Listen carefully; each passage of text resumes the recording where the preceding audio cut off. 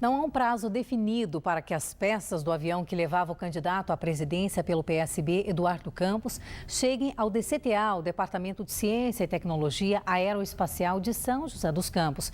O que se sabe é que somente depois da análise das caixas pretas, o que já está sendo feito no Centro de Investigação da Aeronáutica em Brasília, aí será decidido sobre a necessidade do envio ou não do material para o IAE, considerado uma referência nesse tipo de pesquisa no país.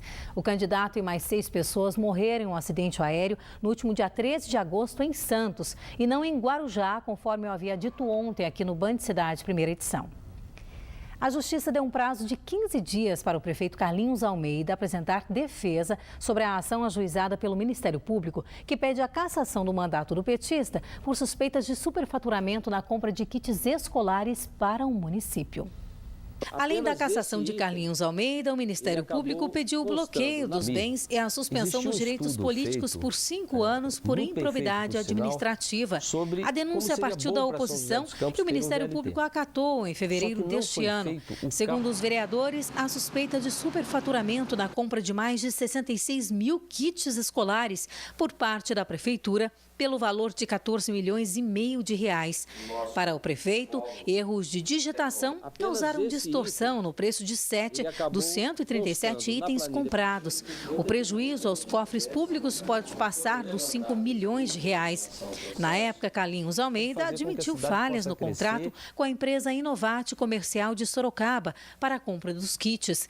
E nesta semana, voltou a negar irregularidades. Tenho a consciência tranquila, que na justiça nós vamos provar, que não houve, da minha parte, nenhum ato ilegal, nenhum ato imoral nesse processo.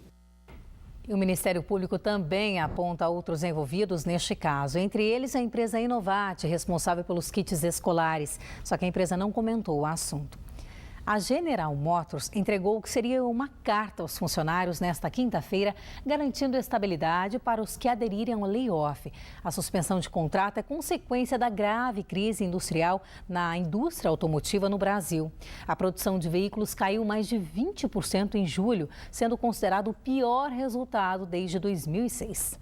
No mês passado, a montadora informou ao Sindicato dos Metalúrgicos a intenção de adotar a suspensão temporária de contratos para ajustar a produção à atual demanda do mercado. Os trabalhadores temem que, se aceitarem a proposta, sejam demitidos. No ano passado, após um processo de layoff, a GM dispensou 598 trabalhadores.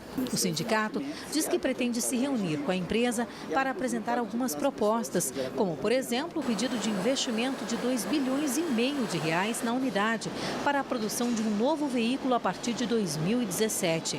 Nesta quinta-feira, a Prefeitura de São José dos Campos confirmou que, após conversa do prefeito Carlinhos Almeida com o diretor de Relações Institucionais da GM, Luiz Moan, a montadora informou que vai investir 6,5 bilhões de reais no Brasil para o desenvolvimento de novos produtos e tecnologias e que a unidade joseense poderá receber parte do montante anunciado. A GM não comenta negociações sobre o layoff. E completa hoje um mês de funcionamento dos radares de velocidade semafóricos instalados nas principais vias de Taubaté. Passou rápido, né? Pois é, a cidade registrou um total de 755 multas, o equivalente a pouco mais de 25 infrações por dia. São 54 radares espalhados nos principais pontos da cidade. Das 755 infrações, 223 estão em um mesmo local e lideram o ranking de ocorrência. É o cruzamento da Avenida 9 de Julho com a 4 de Março. E detalhe, a infração é por avanço de sinal vermelho. Já por excesso de velocidade, o local com maior número de infrações é o cruzamento da Avenida Santa Luzia de Marilac com a Rua 12 de Julho. O limite de velocidade no local é de 50 km por hora, mas foram registradas 88 infrações. Já a Avenida Juscelino Kubitschek, na altura do número 165, foram registradas 66 infrações. O limite de velocidade no trecho é de 50 km por hora. Ontem, em entrevista ao Band Cidade, segunda edição, a secretária de Mobilidade Urbana da cidade comentou o assunto. Infelizmente, o maior número são motociclistas. Eu não sei por porque os motociclistas entendem que não serão fiscalizados por esses equipamentos. É um engano absurdo. E, infelizmente, o nosso maior acidentado é o motociclista. Então, isso nos preocupa um pouco, que a gente vai levar a educação de trânsito para as ruas e pegar esse motorista principalmente. A seguir, uma exposição sobre o corpo humano que acontece no Vale do Paraíba, em Taubaté. E tem ainda outras dicas em nossa agenda cultural. Espere para ver, não saia daí. Agora 1h05.